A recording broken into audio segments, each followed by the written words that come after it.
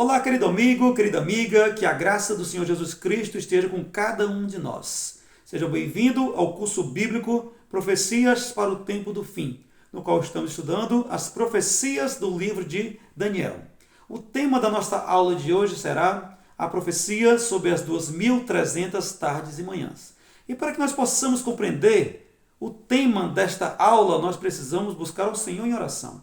Por isso eu te convido, onde você está, que neste momento você feche seus olhos, eleve seu pensamento ao trono de graça de Deus e vamos falar com o nosso bom Criador. Oremos. Santo e eterno e amado e bom Deus, bom Pai Celestial, Pai amado, agora iremos estudar a Tua Palavra. Mas para isso, ó Senhor, precisamos do auxílio do Teu Santo Espírito. Te rogamos em nome de Jesus. Amém. Bem, meus queridos, quando falamos nas profecias das 2300 tardes e manhãs, muitas pessoas não gostam de estudar, porque falam que, por ter muitas e muitas contas, acaba se perdendo e não entendem nada da profecia. Porém, hoje, nessa nossa aula, nós iremos, passo a passo, aprender sobre esse tema. Iremos aprender de modo fracionado. Então, eu te garanto, se você ficar conosco até o final desta aula, com certeza você vai entender todo este assunto e vai dominar este tema sobre as 2300 tardes e manhãs. Então, recapitulando um pouco a aula passada, nós falamos sobre a perseguição causada pelo chifre pequeno. Estudamos o livro de Daniel capítulo 8 até o versículo 12, não foi isso mesmo? E lá nós aprendemos que a perseguição do chifre pequeno, primeiramente, foi de maneira horizontal, através de Roma imperial, e depois passou através do sistema de perseguição vertical, ou seja, de Roma papal. Então, continuando, eu queria ler com vocês a partir agora do versículo 13. Daniel, capítulo 8, versículo 13, que diz assim: Depois ouvi um santo que falava, e disse outro santo àquele que falava: Até quando durará a visão do sacrifício diário e da transgressão assoladora, visão na qual é entregue o santuário e o exército, a fim de serem pisados? Ele me disse: Até 2300 tardes e manhãs, e o santuário será purificado. Bem, meus queridos, para que nós possamos entender essa mensagem, no qual fala sobre a purificação do santuário, que iria acontecer 2300 tardes e manhãs, nós precisamos estudar um pouco o santuário. Então eu te convido para que nós possamos aqui vir para o livro de Êxodo. Êxodo, capítulo 25. Êxodo, capítulo 25. E o versículo é o versículo 8, que diz assim: 8 e 9. E me farão um santuário, para que eu possa habitar no meio deles, segundo tudo o que eu te mostrar para o modelo do tabernáculo e para o modelo de todos os seus móveis, assim o fareis. Bem, quando Deus, o Eterno, chama Moisés para que ele suba ali ao Monte Sinai, nós sabemos que ali é entregue a Moisés o decálogo, os 10 mandamentos. Mas não foi somente isso que aconteceu ali, quando Moisés estava junto com o Criador. Ali, o santo Deus fala o seguinte para Moisés: Moisés, tu vai construir um santuário aqui na terra, um santuário terreno. E esse santuário vai ser o modelo desse santuário que eu estou te mostrando, o santuário que existe aqui no céu. Então Moisés ali ele teve uma visão do santuário celestial. E assim ele fez um modelo terreno conforme o modelo celestial. Porque a promessa de Deus foi o seguinte: eu quero habitar no meio de vocês. Gente, que maravilha! O Criador habitando no meio da criatura. Quando foi construído este santuário, o que era que ali ocorria? O santuário é o evangelho em símbolos. Ou seja, o pecador, quando ele se arrependia, ele levava ali diante do sacerdote no santuário um cordeiro. E ele colocava a mão na cabeça do cordeiro. E ele confessava os pecados. E os seus pecados simbolicamente passavam para o animal. Aquele animal ali era sacrificado e após ele ser sacrificado, o seu sangue era colocado num cadinho. Um cadinho é uma espécie de recipiente. E ali o sacerdote levava para dentro do santuário. Então vamos lá. O pecador arrependido, o seu pecado passava para o cordeiro. O cordeiro era sacrificado e após o seu sacrifício, o seu sangue, o sacerdote levava para dentro do santuário. E, gente, aquele pecado agora, ele estava ali dentro do santuário. O registro do pecado ficava no santuário, tá ok? Porém, uma vez no ano, acontecia algo assim maravilhoso. Ou seja, acontecia o dia da expiação. Que dia era esse, Daniel? A Bíblia nos mostra que acontecia todo dia 10 do mês 7, certo? Dia 10 do mês 7, conforme o calendário judaico. E nesse dia, que era chamado o dia da expiação, o dia do perdão, que em hebraico se chama Yom Kippur. O dia do Yom Kippur acontecia nesse período.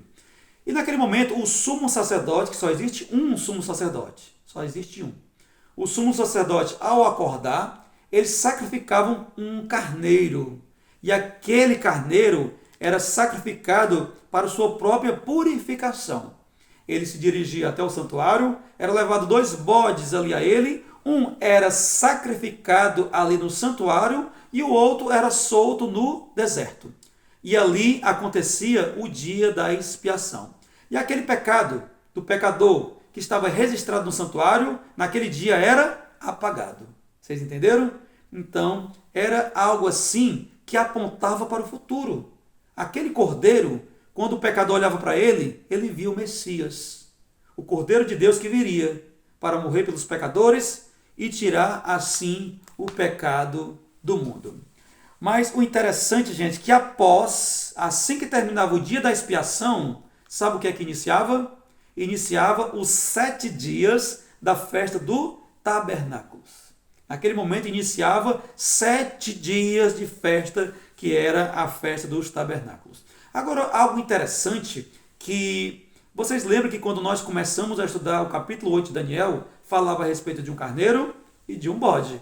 E agora que o santuário também fala sobre o carneiro e sobre o bode. Ou seja, o capítulo 8 de Daniel está todo endereçado, todo direcionado para o santuário.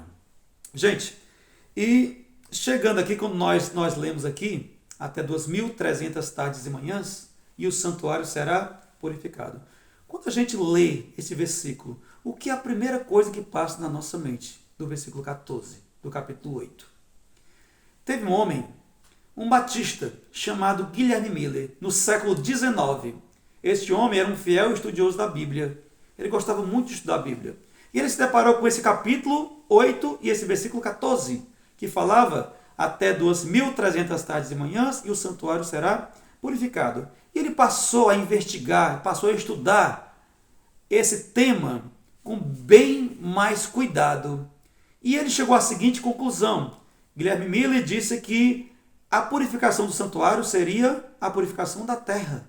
Então, daqui a 2.300 tardes e manhãs, Jesus retornaria à terra pela segunda vez e purificaria a terra. Ou seja, era a volta de Cristo. Ele descobriu que essa tardes e manhã não era um dia, porque nós sabemos através da criação, lá no Gênesis, quando o Senhor disse o seguinte, e houve tarde e manhã o primeiro dia, então ali tarde e manhã representa um dia. E ele descobre que não era 2.300 dias, e sim 2.300 anos. Como eu falei, ele era um estudioso da Bíblia. E como foi que ele descobriu tudo isso? Ele usou o princípio dia-ano profético, que está, vamos ver primeiro aqui em Números. Números estão em Êxodo, né? Vamos aqui para Números, pertinho. Números capítulo 14. Números capítulo 14. E o versículo que ele usou foi o versículo 4, que diz o seguinte. Aliás, o 34, que diz o seguinte. Segundo o número dos dias em que expiaste a terra, 40 dias, cada dia representa um ano. Levantarei sobre vós as vossas iniquidades 40 anos e terei experiências do meu desagrado. Então aqui ele encontrou prova que um dia se refere a um ano profético, tá ok? Então um dia equivale a um ano. Mas ele não ficou somente por aqui. Ele também foi aqui para o livro de Ezequiel. Em Ezequiel capítulo 4, e no versículo 7 também diz o seguinte: 40 dias te dei, cada dia por um ano. Voltará, pois, o rosto para o cerco de Jerusalém, com o teu braço descoberto, e profetizarás contra ela. Então, cada dia por 1 ano. Então, através dessas leituras, Guilherme Miller passa a acreditar que 2.300 dias o Senhor retornaria para a terra. E ele passa a aprofundar cada vez mais os seus estudos. Vamos retornar aqui para Daniel. Agora ele vai para o capítulo 9. Agora, gente, preste bem atenção na leitura do capítulo 9 e do versículo 24, que diz o seguinte: 70 semanas estão determinadas sobre o teu povo e sobre a tua santa cidade, para fazer cessar a transgressão, para dar o fim aos pecados, para expiar a iniquidade, para trazer justiça eterna, para selar a visão e a profecia, e para ungir o santo dos santos. Então, gente, neste momento aqui, o anjo Gabriel fala com o profeta Daniel. E quando o anjo Gabriel fala com Daniel, ele fala o seguinte: Daniel, 70 semanas estão determinadas sobre o teu povo. Qual povo Daniel pertencia, gente? Daniel era judeu. Então, 70 semanas estavam determinadas sobre os judeus. Uma semana tem 7 dias. Então, 70 semanas é 7 vezes 70, que é igual a 490 anos. Então, gente, naquele momento, Deus, ali, ele deixa esta mensagem para Daniel, que o povo de Deus, os judeus, eles teriam um tempo de graça que duraria 490 anos. Era o tempo de graça dos judeus. Porém, se eles retornassem para o Senhor, se eles fossem obedientes, se eles buscassem fazer a vontade de Deus, eles continuariam sendo o povo de Deus para toda a eternidade, para todo sempre. Porém, eles não quiseram obedecer. E a desobediência dele causou a separação do Senhor com o seu povo.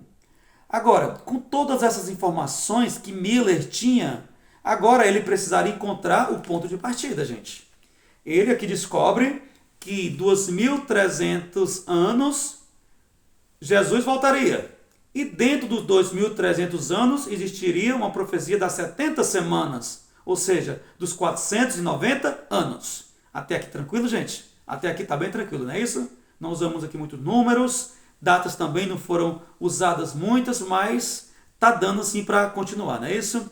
Então, para Guilherme Miller saber o ponto de partida dos 2.300 anos, ali ajudaria muito a ele saber a data do retorno de Jesus Cristo. E ele continua na leitura, gente, do capítulo 9, aqui nós lemos o 24, né? Vamos ler o 25. Sabe e entende, desde a saída da ordem para restaurar e para edificar Jerusalém, até ungido ao príncipe, 7 semanas e 72 semanas, as praças e as circunvalações se reedificarão, mas em tempos angustiosos. Gente, aqui Guilherme Miller descobre que a profecia inicia com a saída da ordem para edificar e para restaurar Jerusalém, certo? Então, a data foi essa, a data do pontapé inicial, a data de saída para que ele pudesse fazer esta conta. E qual foi a data da ordem? Será que ele descobriu? Porque aqui fala a respeito da ordem, mas qual foi o ano dessa ordem? Gente, como bom estudioso, o que foi que ele fez? Ele foi procurar mais e mais na Bíblia. E ele chega aqui no livro de Esdras, no livro do sacerdote Esdras. E no capítulo 1 do livro de Esdras, se você ler aí na sua Bíblia, no capítulo 1 de Esdras, o que é que fala? Fala a respeito do decreto de quem? De Ciro. O primeiro decreto aqui que fala é o decreto de Ciro, no capítulo 1, o decreto de Ciro. E ele vai ler no livro de Esdras. Quando chega aqui no capítulo 6, fala sobre o decreto de Dario. E quando ele chega no capítulo 7, fala sobre o decreto de Artaxerxes. Então, gente, ele viu ali que cada decreto dava continuidade um ao outro. Então, o decreto onde deveria ter o ponto de partida foi o último decreto, o decreto de Artaxerxes. E quando foi que surgiu o decreto de Artaxerxes? Ele descobre que foi no ano 457 a.C. Foi ali que Artaxerxes assina o decreto para que o povo de Deus ele possa sair e ali reerguer Jerusalém. E aqui a Bíblia fala no livro de Daniel que foi em tempos angustiosos, não é assim? Que eles ergueram, porque quando eles estavam erguendo os muros, os seus inimigos ali estavam ali sempre tentando desanimá-los, tentando atacar eles. E ali eles construíam aquelas muralhas em uma mão a sua ferramenta e na outra uma espada para eles se defender. Porém, em tempos angustiosos, eles terminaram aquela construção. Agora, Daniel 9:25, que nós acabamos de ler, fala sobre a saída da ordem até o ungido, o príncipe. Ou seja, da saída da ordem até o príncipe, ou seja, até Jesus. Então, gente, vamos pegar essas 70 semaninhas, que são divididas em 3 partes. Ele fala primeiramente de 7 semanas, de 62 semanas e de 1 semana. Bem tranquilo, vamos lá. 7 semanas com 62 dá quanta? 69 semanas. Com mais uma, 70. Então nós fechamos as profecias das 70 semanas. Então, primeiramente, o decreto ele sai no ano 457. Vamos pegar primeiramente as 7 semanas. Quanto é que dá 7 semanas vezes 7? Que são 7 dias literais. 7 vezes 7 dá 49. Então, gente, eu pego 457, que foi o ponto de partida do decreto, e agora eu diminuo por 49. Sabe qual é o ano que eu chego? Eu chego no ano 408. Sabe o que aconteceu no ano 408? Naquele momento foi o ano que terminaram a construção de Jerusalém. Então aconteceu a profecia que ela se cumpre assim perfeitamente. Ela foi fiel, porque no ano 408 acontece a construção assim como estava previsto aqui em Daniel. Então, gente, paramos aqui no ano 408. Vamos lá, bem tranquilo novamente, para que todos que estão assistindo aqui essa aula possam compreender. Estamos no ano 408 a.C. Agora nós vamos para quê? Para 62 semanas. Começamos com as 7 semanas, agora vamos para 62, para a gente chegar nas 70. 62 semanas, se a gente pegar 62 vezes 7, dá o quê? Dá 434. Então, se eu estou no ano 408, eu diminuo com 434. Sabe qual é o ano que eu chego? Eu chego no ano 27 depois de Cristo. O ano 27 depois de Cristo, aquele ano aconteceu que o príncipe ele foi ungido. Aqui a profecia diz que o príncipe foi ungido. O que é ungir, gente? Ungir é passar pelo batismo. Então, no ano 27 da nossa era atual, aconteceu o batismo de Jesus Cristo. Quando Jesus foi batizado por João Batista. E ali, o João Batista olha para Jesus e diz o seguinte: eis o Cordeiro de Deus que tira o pecado do mundo. Gente, aqui a profecia está se cumprindo fielmente. No ano 27 aconteceu o batismo de Cristo. Então, até agora, se cumpriu 69 semanas, certo? Da profecia das 70. Só falta agora o quê? 1 semana se cumprir. Se essas 69 semanas se cumpriu, ou 483 anos, que é a mesma coisa de 69 semanas, então, agora nós chegamos até o batismo de Cristo, no ano 27.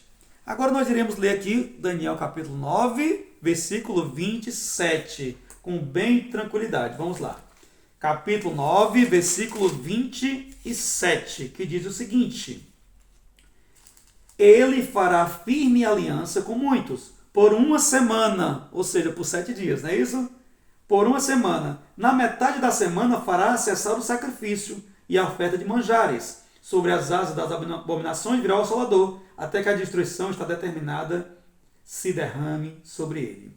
Aqui fala que ele fará, Jesus, ungido, o príncipe, fará aliança com muitos por 7 anos, ou seja, por 1 semana. Porém, na metade da semana, o sacrifício iria cessar. Vocês perceberam aqui que só falta 1 semana para que essa profecia se cumpra, gente, certo? Então, o tempo de graça dos judeus, como eu falei no início, durou 490 anos.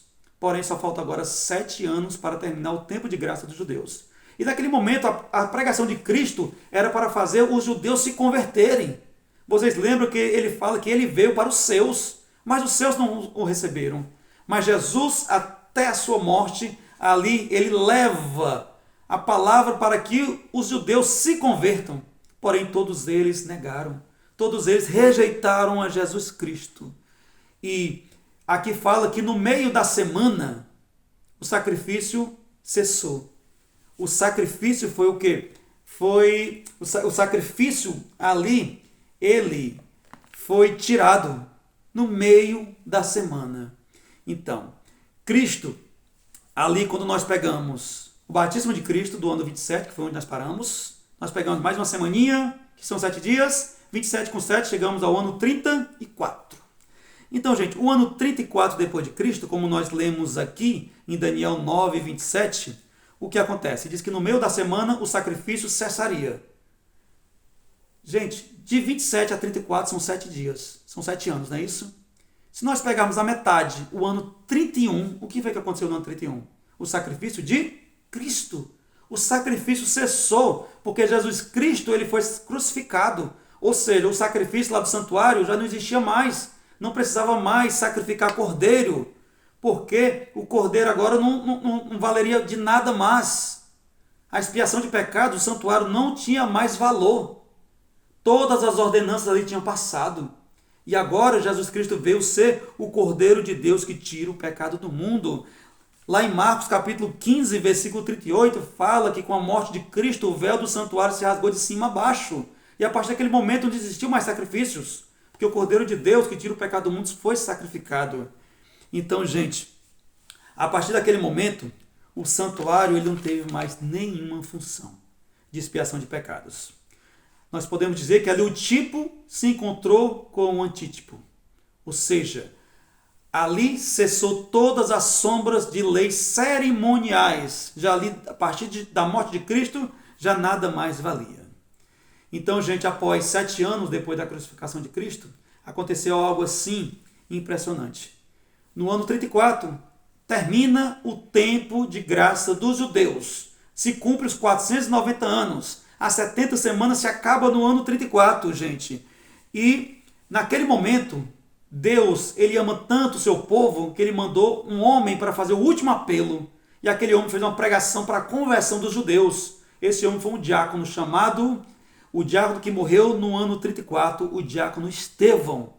Estevão, ele fez a sua última pregação para que os judeus se convertessem. Mas sabe o que foi que eles fizeram? Eles tamparam os ouvidos e disseram o seguinte: nós não queremos ouvir. Isso aí está registrado, gente, lá no livro de Atos dos Apóstolos. Atos capítulo 7. Vamos lá, que essa leitura aqui, a gente precisa ter ela. Atos capítulo 7, versículos 57 ao 58, que diz o seguinte. 57 ao 58.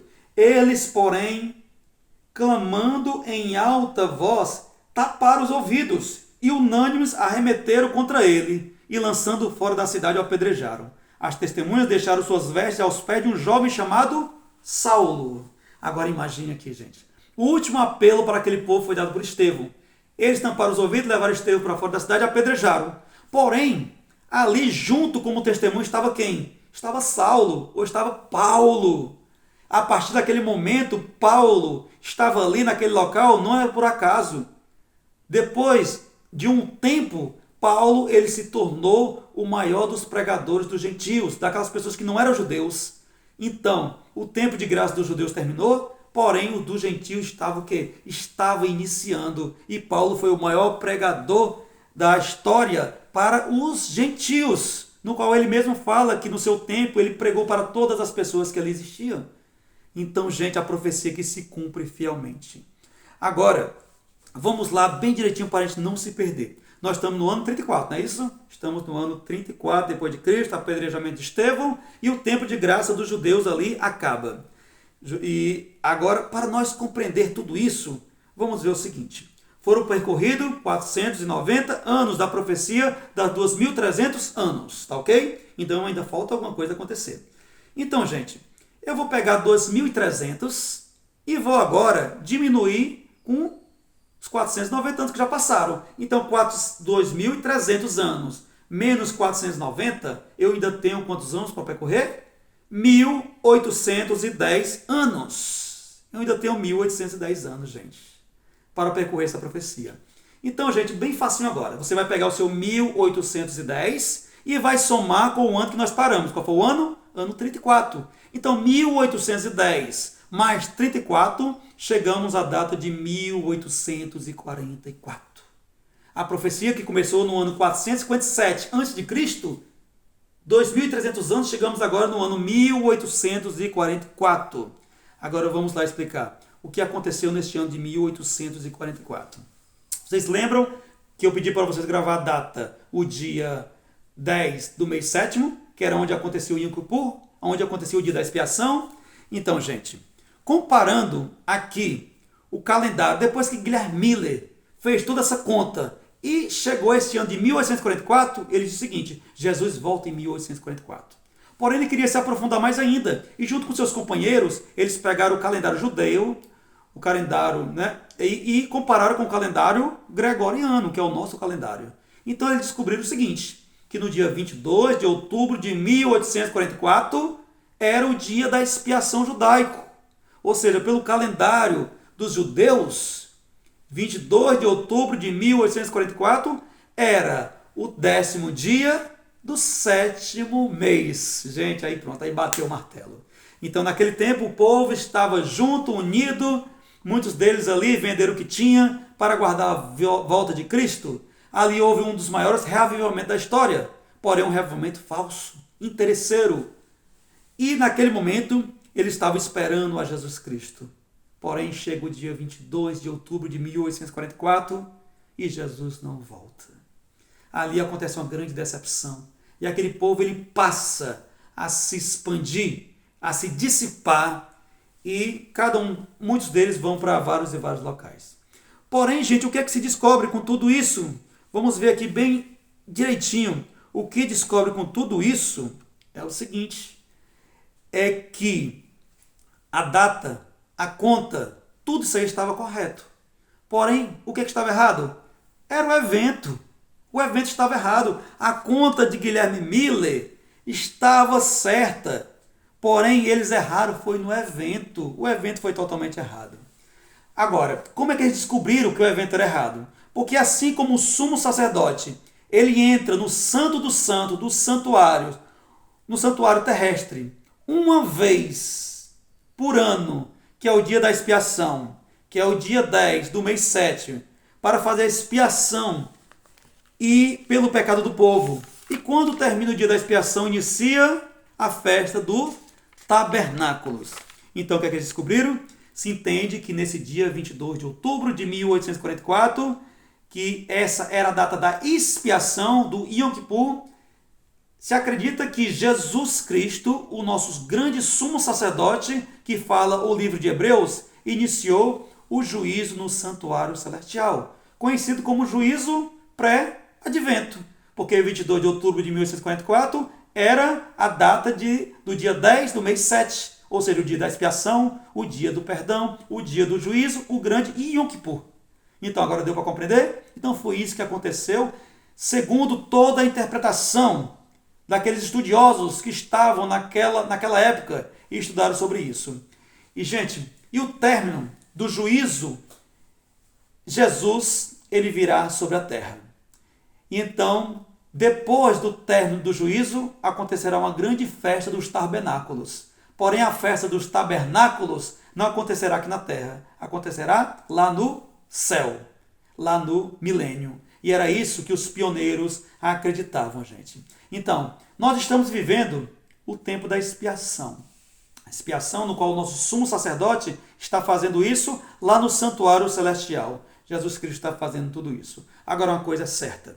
No livro de Mateus, capítulo 24, versículo 36, fala: a respeito daquele dia e hora ninguém sabe. Então, a respeito da volta de Cristo, ninguém sabe. Não adianta estar prevendo data, porque a hora e o dia ninguém sabe. Agora nós devemos cada vez mais nos preparar. Então, espero que você tenha compreendido tudo que aconteceu nessa aula. Acho que da maneira que foi falado aqui, dá para compreender e ter, assim, uma noção de tudo que aconteceu sobre a profecia das 2.300 tardes e manhãs. Então, espero que você tenha gostado dessa aula e até a nossa próxima aula. Então que o eterno Deus continue te abençoando ricamente e não se esqueça, busque ao Senhor e escolha a Jesus.